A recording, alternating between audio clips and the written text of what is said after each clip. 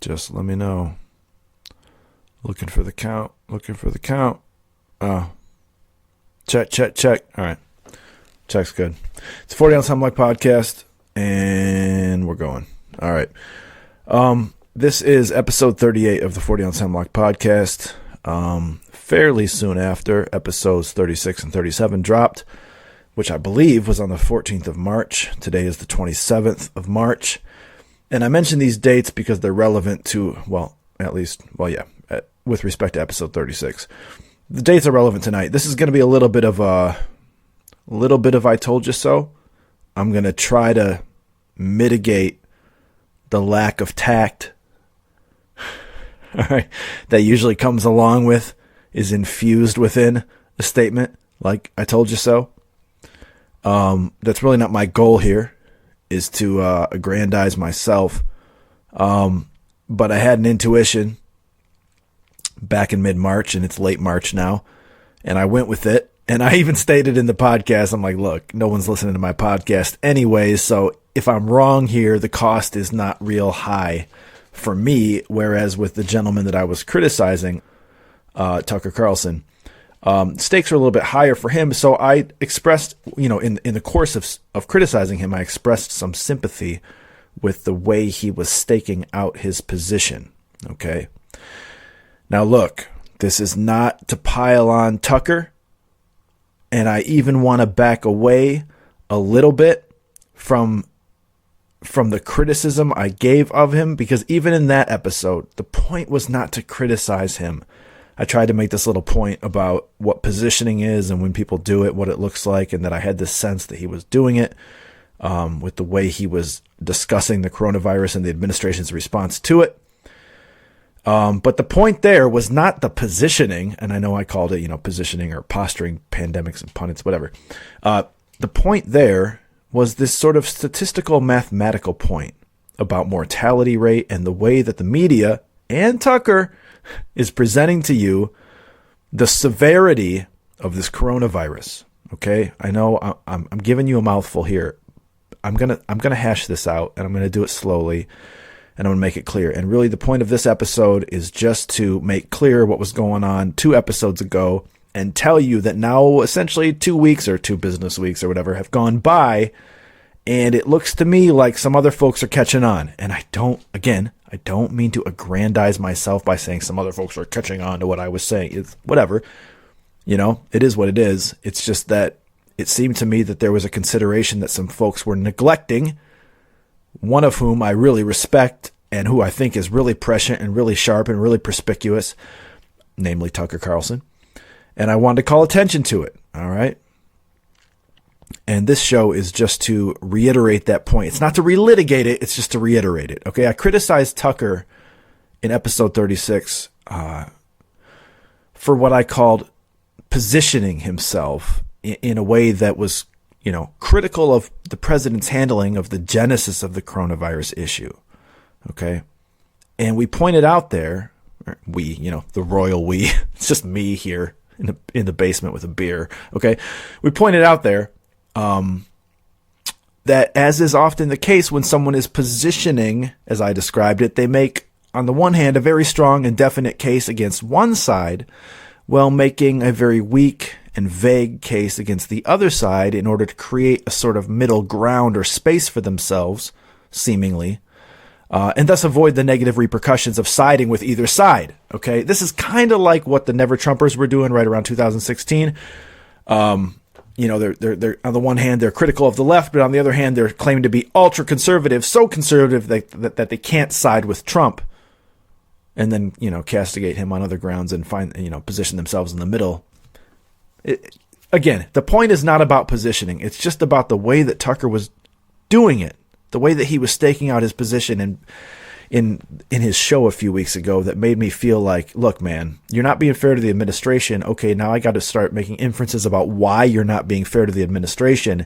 And it seems to me like what you're doing is trying to position yourself to protect yourself from criticism from the left should this coronavirus thing go south, right? So you're ringing the alarm because it's probably wise to ring some sort of alarm here, but I think you're ringing it too loudly, and you're ringing it in a way that is the reasoning for which is specious. And so now I have to speculate on your motivations, your psychological motivations for doing so. So that was what that episode was about. And I'm going to just walk you through it here, or walk us through it, because it seems to me now that other folks are sort of echoing this same sentiment. And I'll take that. I'll take that. Like I said, nobody's listening to my podcast. It's kind of exciting to hear other folks saying this now.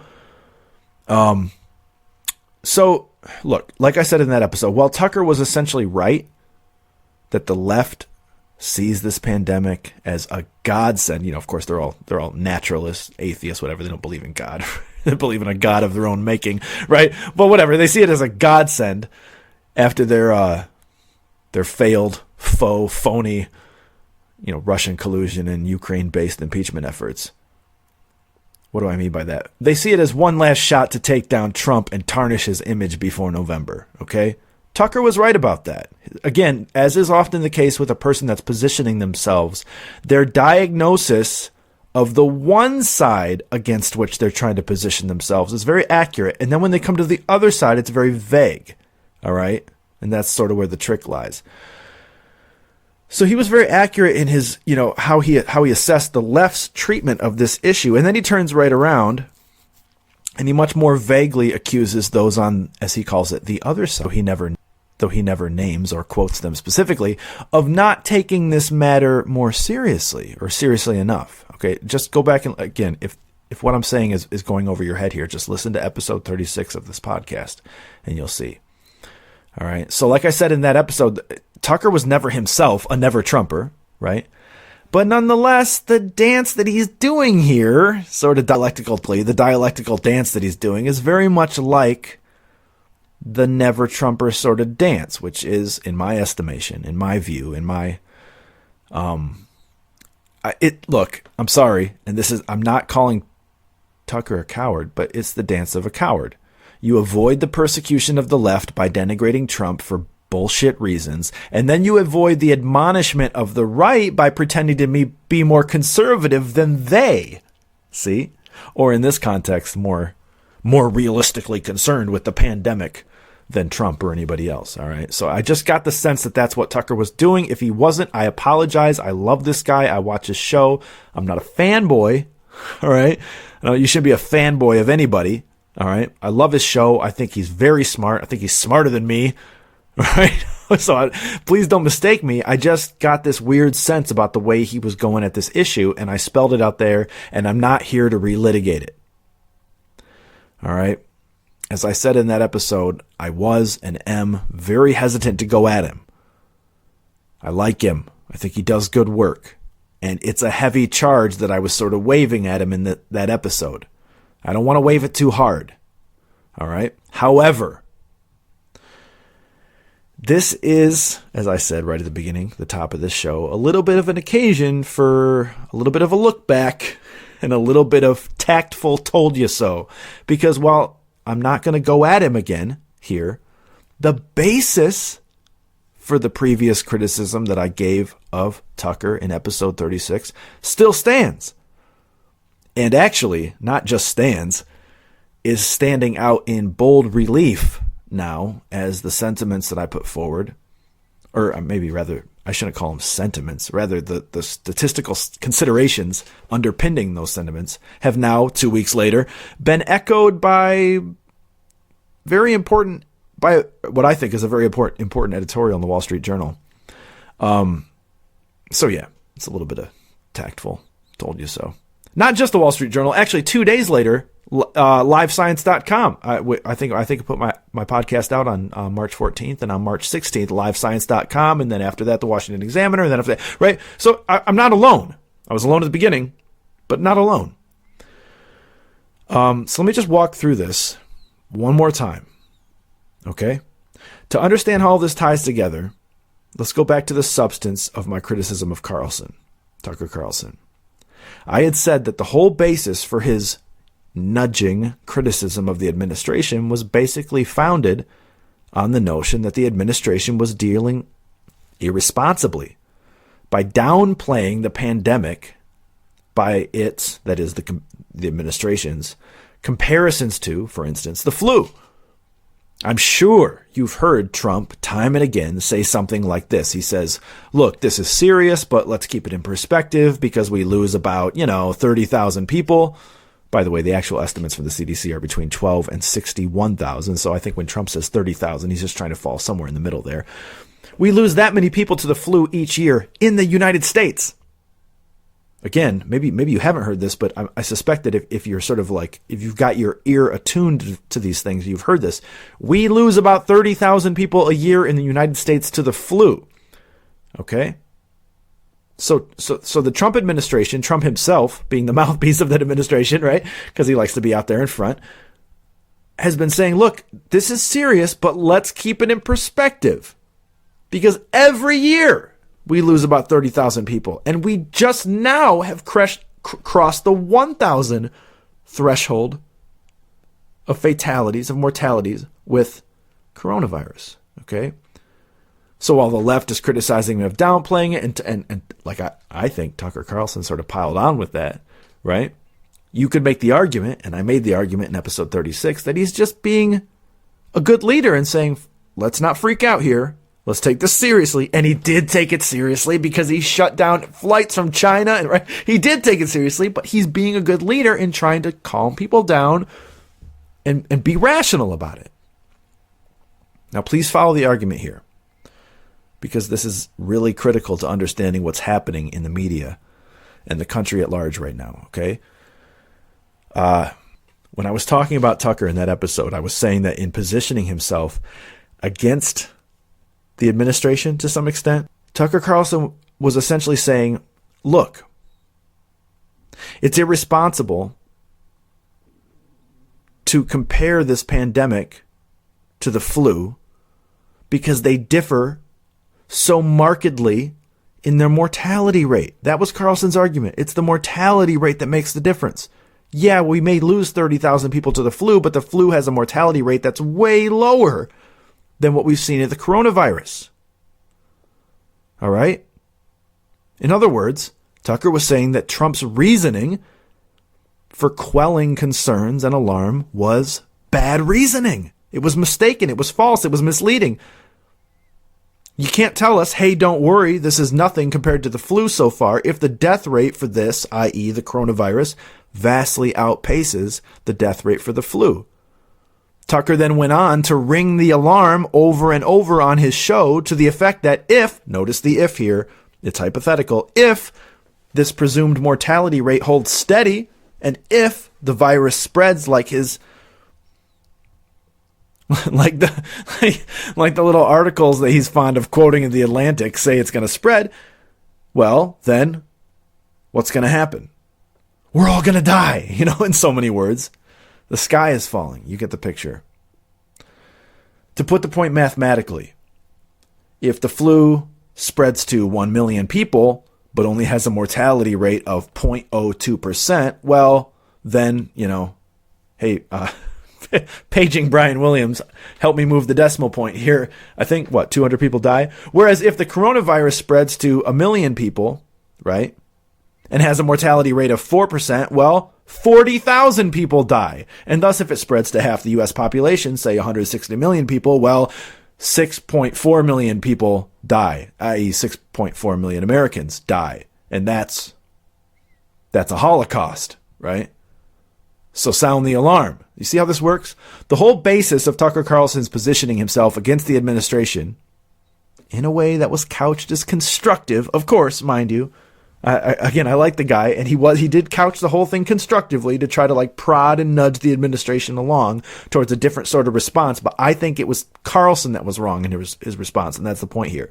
He did it constructively. His whole point was pointing out the drastically different mortality rates of the two viruses and criticize the administration's usage of the flu statistics as a reason to remain calm with respect to the coronavirus. Now, if that's clear, then I can take a sip of beer.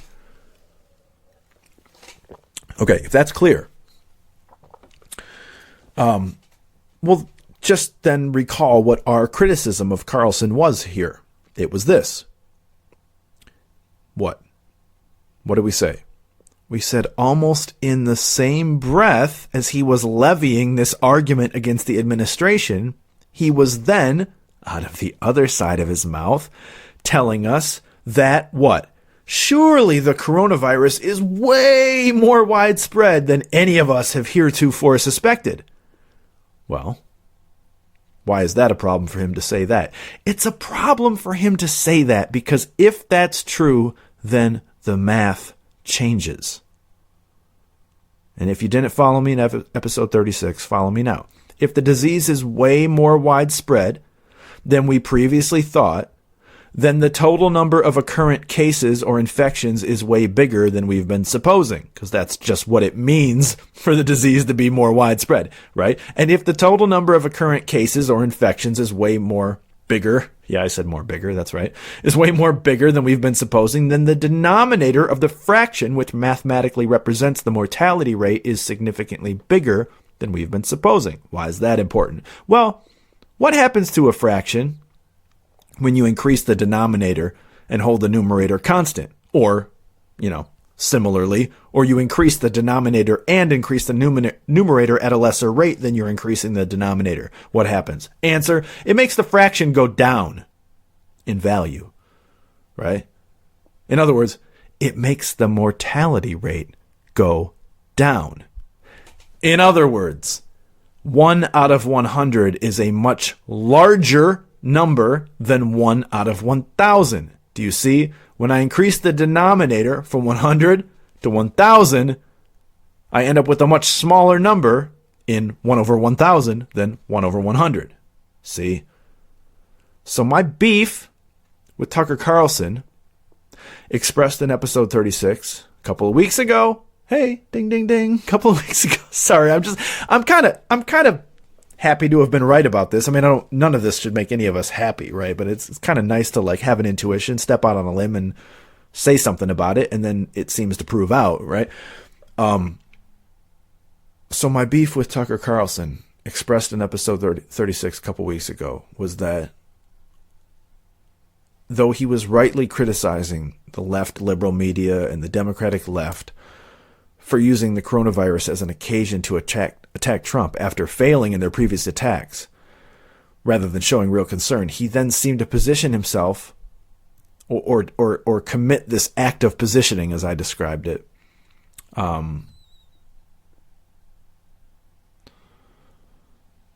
by ringing what he seemed to think was the real alarm of concern. Okay? Thus positioning himself against the administration and suggesting that some person or persons within the administration wasn't sufficiently ringing that alarm of concern, right? The problem, as I hope you see now, is that the reasons that Tucker gave for being concerned, or as concerned as he was, which he implied we all should be, those reasons were based in very questionable statistical inference. Okay, as I just described. A statistical inference couched within an argumentative maneuver that, when examined itself, undermined the statistical inference and thus the alarm itself. Do you see? In other words, when you get down to the nitty-gritty, when you use some analysis, when you use your noggin, when you think through what's being said, it would appear that the sky is not, in fact, falling, or we don't yet have sufficient reason for thinking that it's falling, or at least, right, there's less reason for supposing so than everyone, including Tucker Carlson himself, seemed to be saying. All right? I know I said I wasn't going to relitigate this whole thing. And I really respect the guy, but I'm not a fanboy. And he's not above criticism. None of us are, right? I am rehashing it a little bit here, or rather summarizing it, because I want you to see now how folks are starting to echo the same sentiment. And like I said, this is a sort of a cautious and tactful I told you so. Okay? 2 to 3 days ago, in the Wall Street Journal, 2 scientists from Stanford University essentially made the same point that I made in this show almost 2 weeks ago. Let me read some excerpts to you. They're pulled from the Stanford University website because there's no effing way I'm paying for the Wall Street Journal subscription. Stanford Health Policy's Aaron Ben-David and Jay Bhattacharya Write in the Wall Street Journal editorial that current estimates about COVID-19's fatality rate may be too high by orders of magnitude. All right. You know, it's like, what's an order of magnitude? I'm trying to think of a way to communicate what an order of magnitude is. When people say order of magnitude, they mean like a whole nother scale, like a different octave. Like we're not even talking about the same like scale of, well, magnitude here. It's like just other level. Okay. They're saying the current estimates of the mortality rate may be high, not just somewhat high, like ridiculously too high. Okay. Here's some excerpts from the article. If it's true that the novel coronavirus would kill millions without shelter-in-place orders and quarantines, then the extraordinary measures being carried out in cities and states around the country are surely justified. But there's little evidence to confirm that premise. What premise? The premise that it is that deadly. And they say projections of the death toll could, notice the hypothetical language, could plausibly be orders of magnitude too high. They go on. Fear of COVID-19 is based on its high estimated case fatality rate. And that has been Trump's point. All right. That's why he's comparing it to the flu. Fear of it's been based on its estimated fatality rate, 2 to 4%. Let me just say, worldwide, I think I just kind of crunched the numbers on the back of an envelope a little bit before the show. I think worldwide, as of yesterday or today, we're at like a fatality rate of like 4.6%. Okay. In America, I think we're at 1.2%. If I remember what I was scribbling down a little bit ago, earlier today.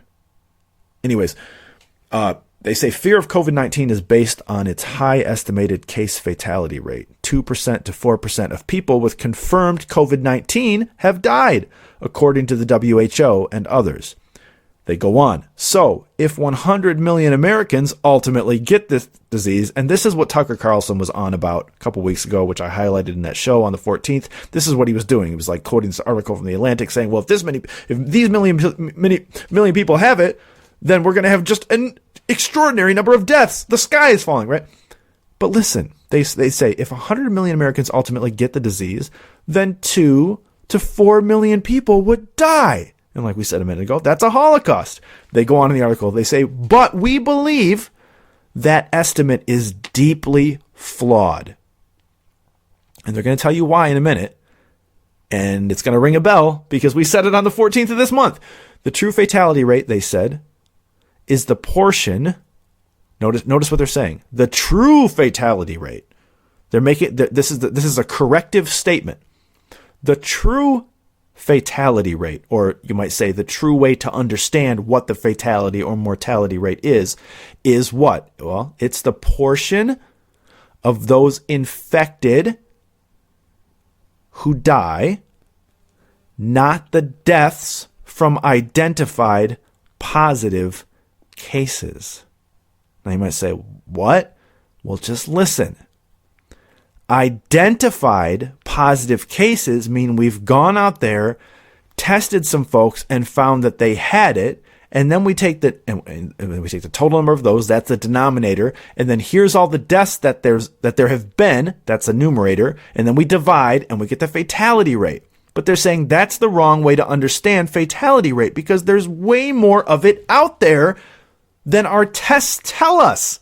I mean, isn't this the whole criticism of the left up to this point? There's not enough tests. Exactly. There's not enough tests.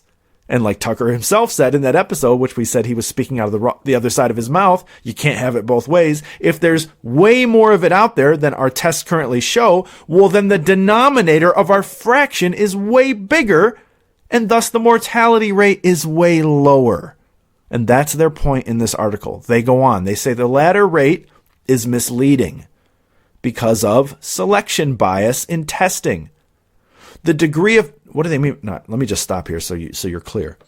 What do they mean by selection bias? Well, look, if our goal is to take a random sample and see how much of something is out there, but it just so happens to turn out that the way we pick the things that we're sampling brings with it a sort of tendency or sort of magnetism towards the very thing we're trying to test for, then we're going to end up with a biased sample. It's like it's not you understand, it's not a true random sample, okay?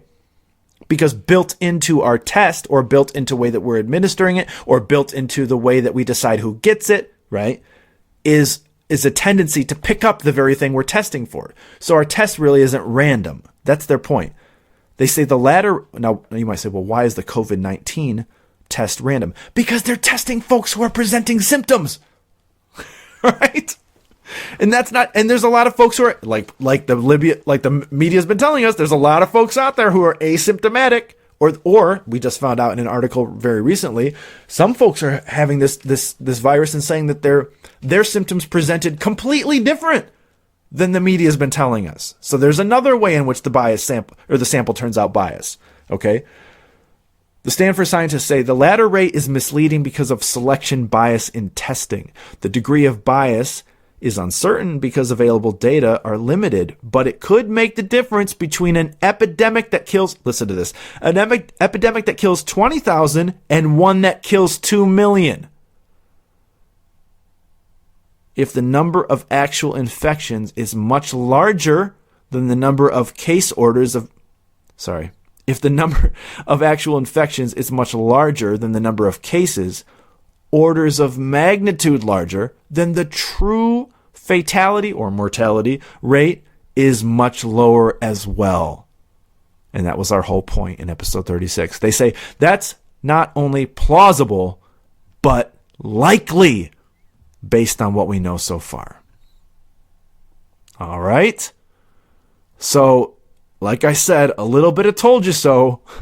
What these guys are saying in this article, in this editorial in the Wall Street Journal, is exactly what we were saying in episode 14 of this podcast. I'm sorry, episode 36 on March 14th of this podcast. Now, either Tucker read the editorial in the Wall Street Journal or he listened to the 40 Ounce podcast. All right, because tonight on his program, he subtly corrected his error. This is March 27th, and I just want to play this real fast. Let me see if I can find him here. All right, here's Tucker from tonight. Let me just minimize some stuff here. See if I get this to play. Here's Tucker. Are we still recording? We are indeed still recording. Now, but again, now just listen to, before I play Tucker from today, just listen to how the media is presenting this to you. Okay, just listen. This is just a random sample. I think this is the Morning Joe with what's her face, the hot but stupid chick, Mika Brzezinski, and her either husband or soon-to-be husband, Joe Scarborough. All right, so this is the Morning Joe. Now listen, this is important. All right, just listen. President Trump is volunteering to personally oversee a $500 billion fund intended to help hard-hit businesses and state and local governments. Good morning and welcome to Morning Joe. It is Tuesday, March 24th. Let's dive right in. The World Health Organization says the spread of the coronavirus is picking up pace. It took 67 days. Now from listen the to first this. Reported case. I'm sorry. I know that we're dwelling on this statistical argument about what mortality rate means and what the fraction and what the denominator and the numerator, all that. But listen, there's another thing going on here, and it's related. So we got to make a philosophical distinction here, okay? Listen to what she just said. The spread is picking up pace. Now, I mention this here because we're talking about testing and how the act of testing and what it reveals and how it's done should affect our calculations of the danger, the severity of this epidemic. Well, there's another aspect to this that testing affects or is affected by testing, okay? And to get at it, God, I don't want to get off on a side road here, but I really want you to think about this. I got to just use a quick and stupid and simple analogy because I can't think of anything better right now, and it's almost midnight, and I got to just do that. I got to just say this, okay? Suppose that it's, you'll see why I'm doing this in just a moment. Suppose that it is that point in history at which, this has nothing to do with coronavirus, mind you. We're in a completely different world now. Just go with me. Suppose that it's that point in human history, the day before the metal detector was invented. You know how there's metal detectors? You see those old guys walking up and down the beach. You know, like, like detecting metal in the sand, right? Okay, suppose that it's the night before that, okay? And the next day, the metal detectors are invented, and the next day or the next week or the next month or whatever, a bunch of old retired guys go out and get one, and they're walking up and down the beaches, right? Okay. Now suppose that on the news, like a month later, they're like, there's a sudden spread of metal all over the beaches of the world, right? You'd be like, well, hold on a second. It's not that the metal is spreading in this sudden and sporadic way. It's that we just got the detectors out there. So what we're detecting is something that was already likely there. See the difference? Okay? There's a difference between the metaphysical claim that a bunch of something is out there in the world and the epistemological claim that we are now finding that thing out there. Okay? Or rather, maybe more accurately for our purposes, maybe I should say there's a difference between the metaphysical claim that a thing is spreading at such and such a rate, and the epistemological claim that we are now detecting its presence at such and such a rate. You see the difference? It's a really important difference. And constantly in the media, you see these two claims conflated. And that's what Morning Joe on MSNBC is doing right here. They're saying this thing is spreading like wildfire. Well, it's spreading in the epistemological sense, like we're discovering that it's out there because we're testing more people now. That doesn't mean that these numbers that you're seeing on the screen represent how fast the thing is burning through the world like a wildfire. And they're trying to scare the shit out of you. All right. And they do have motives in doing it. They are desperate for this man to not be reelected. Okay. They have motives. They're not so stupid that they don't understand the distinction that I just made. Okay. They get that, but they're trying to make it seem like this thing is worse than it is for their own purposes. All right. All right. 67 days from the first reported case to reach 100,000, 11 days for a second 100,000 cases, and just 4 days for a third. Here, in other words, they say 67 days to go from 1 to 100,000 cases, 11 days to do the next 100,000 cases. That doesn't mean that there was 100,000 infections in the next 11 days, days 68 through 79. That doesn't mean that. It just means we started testing more. So we were able to discover more of what was already out there. It doesn't mean that the thing is burning, like I said a moment ago, burning through the world like an out-of-control wildfire. There's a difference between the epistemological claim that we are now finding more of this thing out there and the metaphysical claim that there is suddenly more of this thing today and tomorrow and the next day right out there. All right? It's very different. But they're trying to use these numbers and the way that they describe the meaning of these numbers to scare you. U.S., the numbers continue to surge with... See? The numbers continue to surge. Okay, so we've got 44,786 cases.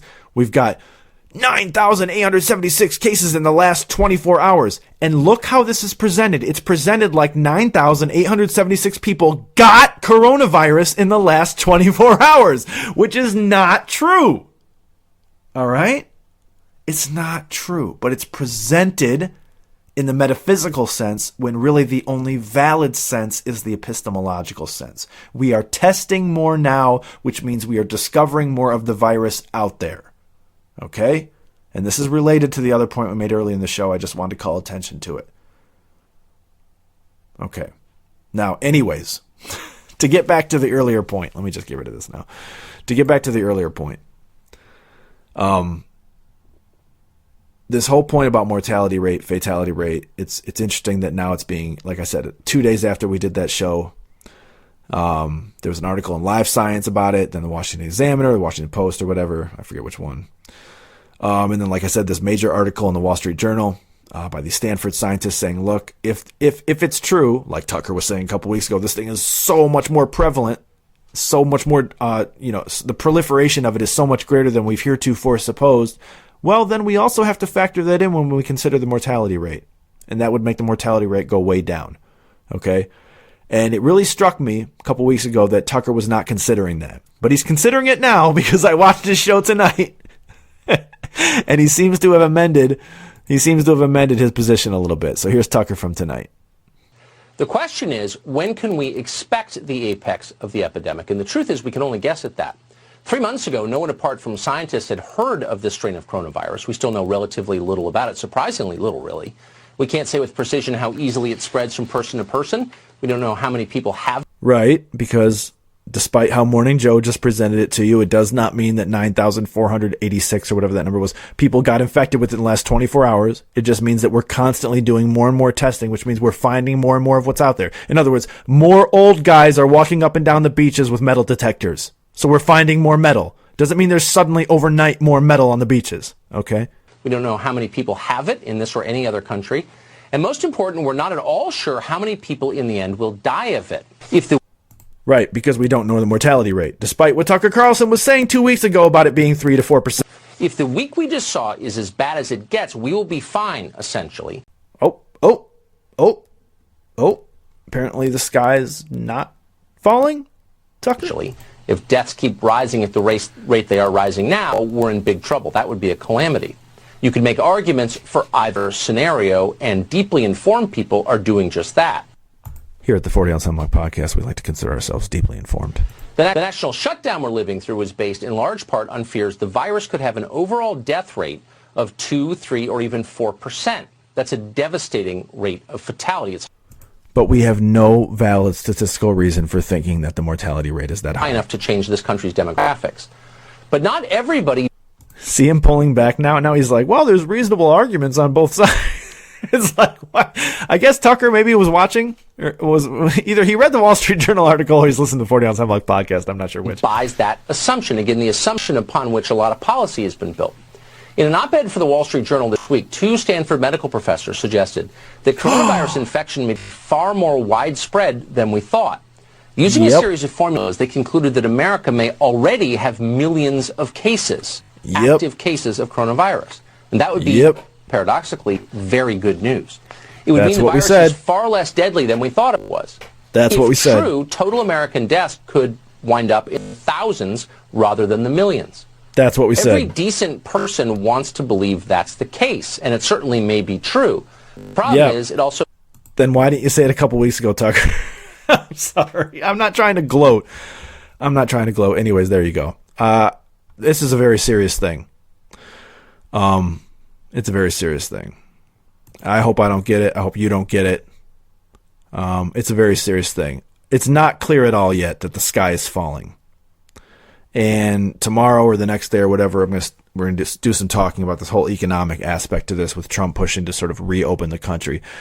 Because I think Trump has a sense that the sky's not falling either. And the reasons that Tucker was trying to give a couple weeks ago for Trump or some unspecified person within the administration being wrong about that, we find out now Tucker's now sort of relenting on and pulling back on for the same reasons that we gave a couple weeks ago in episode 36. It doesn't seem that the sky is falling, or it doesn't seem that we have good reason yet to think that the sky is falling. So, I don't know. Maybe like the Wall Street Journal, I should start charging a subscription for the 40 Ounce Hemlock Podcast. Or maybe just for Tucker Carlson, because he can afford it. I'm kidding. I love that guy. I really do. I'll see you guys next time.